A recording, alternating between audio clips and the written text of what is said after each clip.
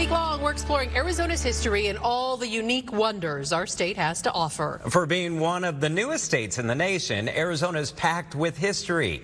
I caught up with Arizona's hip historian for a quick lesson on some of our state's highlights. Built in 1897, the Smurthwaite House is one of the oldest structures in Phoenix, representing the earliest days of the first settlers. So what you're looking at here in this map is Phoenix 1880s, when there was about 3,500 people here. And so this would have been just kind of what the city looked like, which you can see, Center Street, which we now know is Central. Marshall Shore, also known as the hip historian, says despite Arizona's limited years of statehood, State 48 is rich in history. You've got Adeline Gary. Her and her husband were actually going west looking for gold, but they came across and found this tall grass, and because she had grown up in farms, she was like, we found our gold right here. So they built the first luxury mansion in Phoenix that would have been at 7th Street in Mojave. And also when Arizona garnered national attention for the first time when Winnie Ruth Judd was accused of murdering 2 women in 1931. For many people, that was the first time they'd heard of Arizona because we were a relatively new state.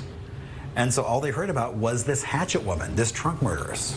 However, Shore reminds folks they don't have to look back 100 plus years to find history. You've also got folks like Glen Guyett, who a lot of people would say, who is that? If you've ever driven by Mr. Lucky's, if you've driven by my florist there at 7th Ave and McDowell, he was a sign designer that came in the early 50s and designed a lot of signs that are still standing. And that's why the hip historian stresses the importance of preserving our history for future generations. You have so much history to choose from here.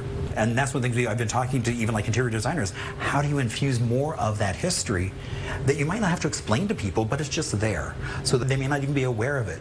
Maybe someday they'll realize, oh, that's why the table was copper. He had so much great information. I'm sure we could have ran segment after segment with him. The hip historian offers Arizona History Happy Hour weekly. Follow him at hip_historian on Instagram for those details. That sounds like a good happy hour. Yes, it does. Grab a drink and let's go. So be sure to join us all week long as we go in depth exploring Arizona's history and all the unique wonders our state has to offer. You can also find all of our historic Arizona stories on ABC15.com/in-depth.